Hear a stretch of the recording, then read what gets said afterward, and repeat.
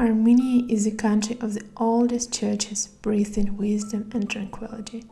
Armenia is a country of apricot and pomegranate orchards and vineyards, the smell of which makes your head spin. This is how the tour guides may start your tour in Armenia. I arrived to Armenia without any expectations. The country is small and not very popular. In my head, the main associations with Armenia were the movie about Caucasus, lavash, and you will love this country if you like bread like I do. Armenia is often associated with Ararat cognac, but more about that later. It turned out that Armenia is an impressive country with many unusual traditions and breathtaking places. Let's go!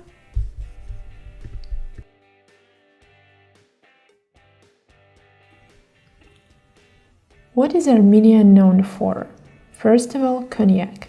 Armenian cognac is the only cognac in the world that receives the permission from French to be called cognac, not brandy. One of the most devoted Armenian cognac lovers was Winston Churchill. During the Second World War, Joseph Stalin sent several dozens boxes of Armenian cognac to British Prime Minister Winston Churchill. His love of cognac was not a secret. By his own estimate, the amount of cognac he drank would be enough to fill 3 railroad wagons. Secondly, churches. The first church in the world was built in Armenia. Indeed, there are so many churches in Armenia that all tours are in some way visits to churches, monasteries, and natural wonders nearby.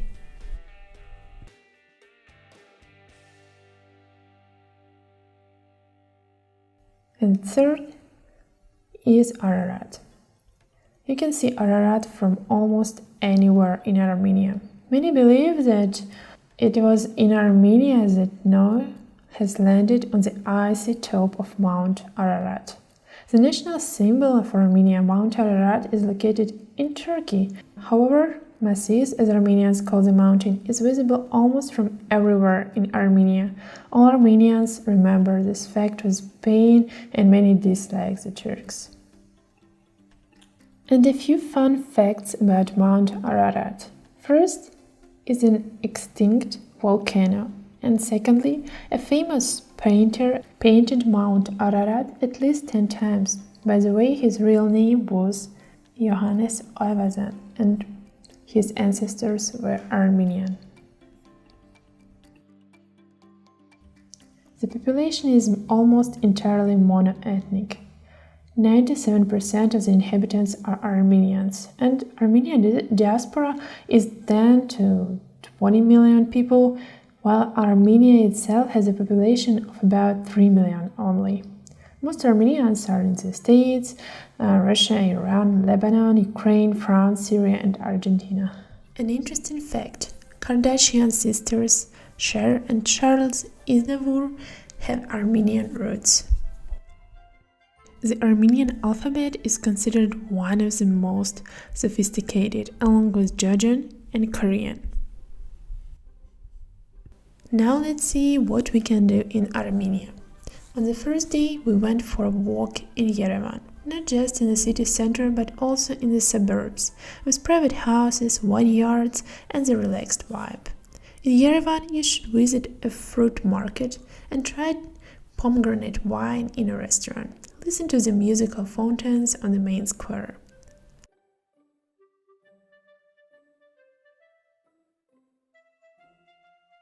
Yerevan is a small city. You can walk around the center in a couple of hours. One of the most interesting attractions in Yerevan is a cascade. The cascade is actually for cheaters. There is an escalator inside and you do not have to climb the stairs. There is also a museum inside. Yerevan is one of the oldest cities in the world. For example, Rome was founded 30 years later. Armenia was the first country in the world to make Christianity its state religion. But the most beautiful parts of Armenia are outside the city.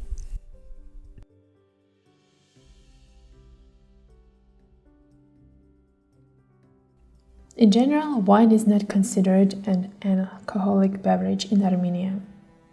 I have heard many stories from Armenians that they have tried wine or cognac when they were like 10 or 11 years old, just a bit.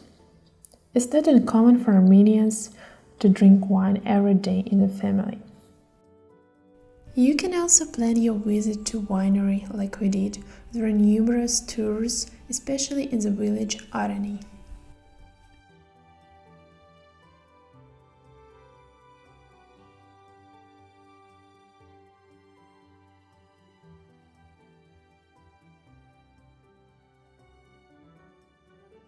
Novarang. For the first time, I saw a two-story church here.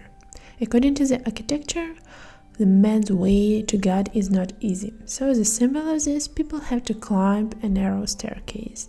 They say the monks were climbing on their knees to make the path even more difficult.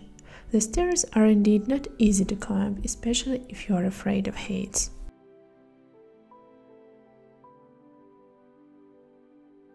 Novarang is one of the most spectacular places in Armenia. This 13th century monastery is known for its carvings. Novarang is located 120 kilometers from Yerevan. You can drive there or take a tour. Normally those tours are cheap, $30 or $40 per tour with a guide.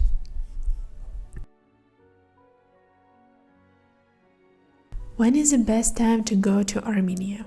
It seems to me that early autumn is the best time, as it's not so hot like in summer and it does not rain much, and the nature is stunningly beautiful. In October we enjoyed sun every single day. Let's talk about churches in Armenia.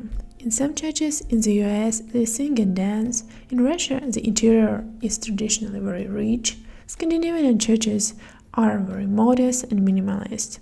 How does an old church in Armenia look like inside? The walls and domes are black. There are no icons, rarely there are paintings for decoration. The light inside the church is also very limited. In fact, there are only a few windows and chandeliers for lighting, as it can be too dark inside in winter. Traditionally, the Armenian church is very modest. People come to talk to God and do not get distracted by decorations.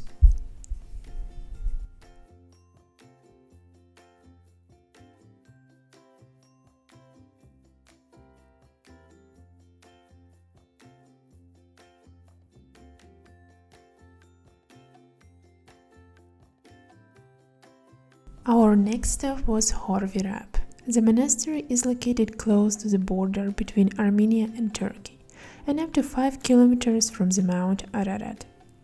From the monastery, one can admire the stunning view of the Mount Ararat, as Khor Virap is known for the decision to make Christianity the state religion of Armenia nearby.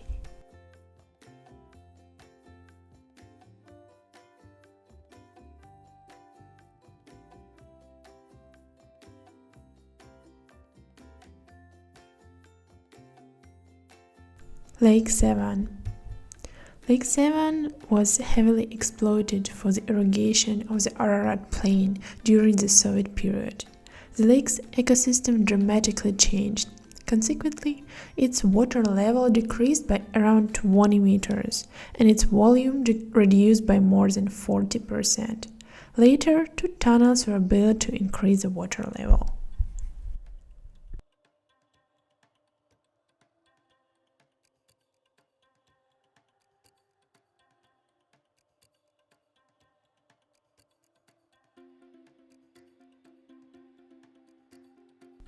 Garni. Garni temple is the only pagan structure to have survived the widespread destruction. The temple was probably built by Armenian Tsar in the 1st century. The Christian church was later built next to it, but it did not survive the earthquake, unlike the pagan temple. Armenian kings loved this place because of the good climate and turned it into their summer residence. The temple served the king and his family.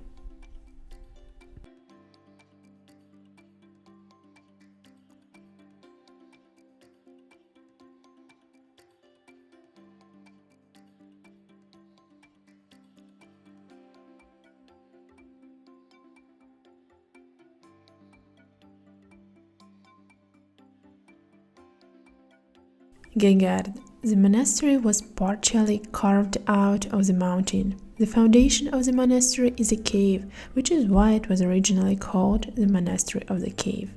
The monastery was founded in the 4th century. Hachkar. Hachkars are Armenian decorative cross stones. Outdoor styles carved from stone bearing a cross and often with interlaces and botanical motifs.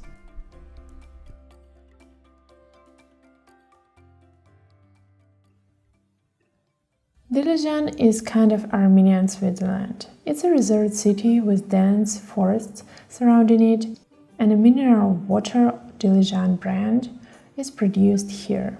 We have also visited Agartsin Monastery and a natural park nearby.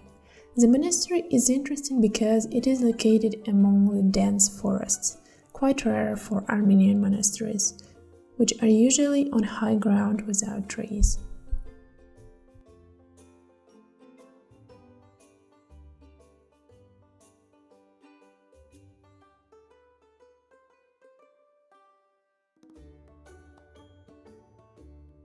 Is only 110 kilometers from Yerevan, and we took a taxi for the trip.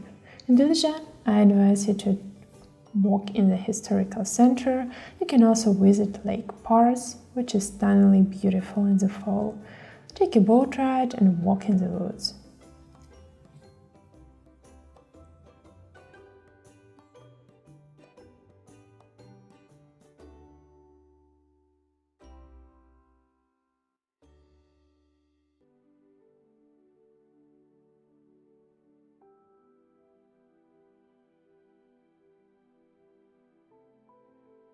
One dish you cannot miss in Armenia is lavash. There are many kinds of lavash bread, just plain or with herbs or meat. For vegetarians like me, this is great news because the foundation of Armenian cuisine is meat, and it is hard to find a dish without meat. The most interesting thing about lavash is how it is prepared. The dough is prepared, put on a cushioned platform, and placed on the side of the oven. The tandoor ovens are often underground. The fire is built in the bottom, which heats both the walls of the oven and the air inside.